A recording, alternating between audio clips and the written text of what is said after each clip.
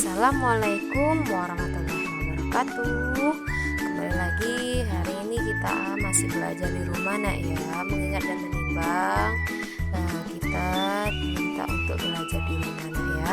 Hari ini kita akan belajar tema 1, subtema 2, kebersamaan dalam keberagaman, pembelajaran 1. Oke, coba buka halaman 75. Di sana kita sudah bertemu dengan teks mengenai bekerja sama dalam keberagaman. Nah, di sana ada Edo dan kelima temannya mendapat tugas untuk melakukan percobaan tentang bunyi. Ya, sepulang sekolah mereka berkumpul di rumahnya. Setiap orang sudah menyiapkan peralatan yang dibutuhkan. Lani dan Siti membawa beberapa kaleng yang sudah dilubangi. Udin dan Beni membawa benang kasur. Mereka berkumpul di halaman depan rumah. Keenam sekawan siap bekerja sama melakukan percobaan. Saat percobaan akan dimulai, tiba-tiba terdengar azan. Siti dan Udin meminta izin teman-temannya untuk sholat. Teman-temannya mengizinkannya mereka untuk melakukan ibadah. Edo meminjamkan ruang makannya untuk digunakan Siti dan Udin sholat. Meskipun Edo beragama Katolik, ia tidak keberatan rumahnya dipakai untuk sholat. Beni yang beragama Kristen, Dayu yang beragama Hindu, dan Lani yang beragama Buddha menunggu dengan sabar temannya beribadah. Keenam sahabat selalu menghargai satu dengan yang lain. Tiba saatnya keenam sekawan melakukan percobaan. Setiap orang menunjukkan tanggung jawabnya dalam bekerja. Tidak ada satupun di antara mereka yang duduk diam atau memberi perintah saja. Semuanya ikut bagian dalam percobaan. Saat Dayu membutuhkan pertolongan memotong benang, Udin datang membawakan gunting. Saat Edo kesulitan menalikan benang di kaleng, Siti ikut membantu. Keenam sahabat bekerja sama dengan semangat. Mereka hidup rukun, saling membantu meskipun berbeda agama. Dari teks tersebut menceritakan tentang bagaimana bekerja sama dalam keberagaman, yaitu mereka melakukan percobaan ini. Pada saat azan tiba, salah satu temannya yaitu Siti dan Udin meminta izin untuk sholat.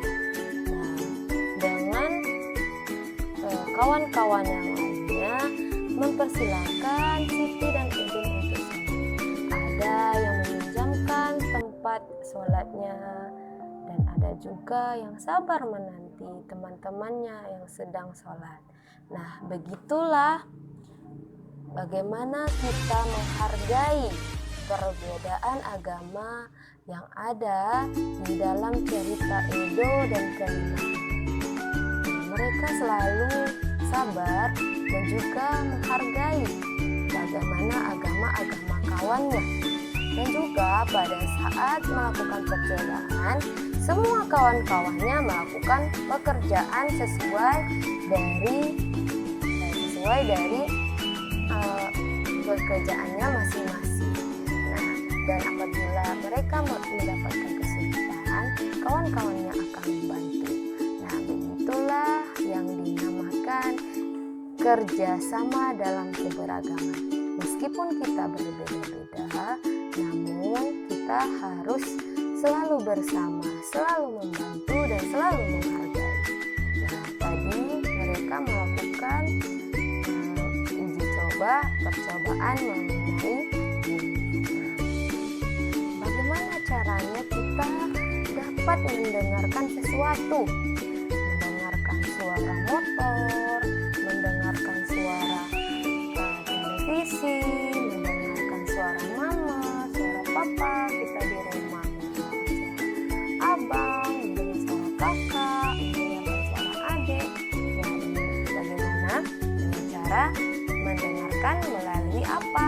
Melalui telinga, ya, atau indera pendengar yang kita sebut dengan telinga.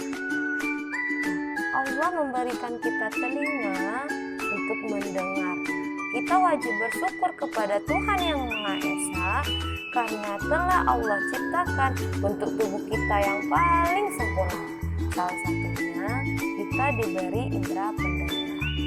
Dengan menggunakan indera pendengar, kita dapat mendengar berbagai suara seperti tadi saya Ibu kasih tahu, mendengar suara motor, suara mobil, suara kicauan burung, suara air mengalir, dan suara musik. Dan macam-macam lagi ya. Jadi semua yang Allah ciptakan untuk kita dan kita gunakan dengan sebaik-baiknya, kita rawat dengan sebaik-baiknya. Nah, anak-anak Ibu, adakah yang tahu bagaimana cara bunyi masuk ke dalam telinga kita? Nah, ternyata di telinga kita memiliki bagian-bagian dan bunyi memasuki telinga kita dengan beberapa tahap. Sudah tahu apa belum? Nah, kalau belum, baiklah Ibu akan menjelaskannya ya. Silakan disimak. Baiklah, Ibu akan menjelaskan bagaimana bunyi bisa sampai ke otak kita ya. Pertama, bunyi akan ditangkap oleh daun telinga lalu bergerak masuk melalui lubang telinga. Setelah itu, bunyi menggetarkan gendang telinga lalu menggetarkan tulang-tulang pendengaran. Setelah itu, bunyi akan menggetarkan getaran tersebut diteruskan ke rumah siput. Nah, nampak di sana rumah siput yang seperti siput. Nah, setelah itu getaran diubah menjadi sinyal yang diteruskan ke otak oleh saraf pendengaran. Nah, setelah diteruskan ke rumah siput itu getarannya dirubah menjadi sinyal melalui otak ya. Setelah itu barulah otak mengolahnya sehingga kita dapat mendengar. Nah, begitulah bagaimana alur bunyi memasuki telinga kita ya. Begitu cepat sekali kita mendapatkan informasi dan terakhir diolah oleh otak ya.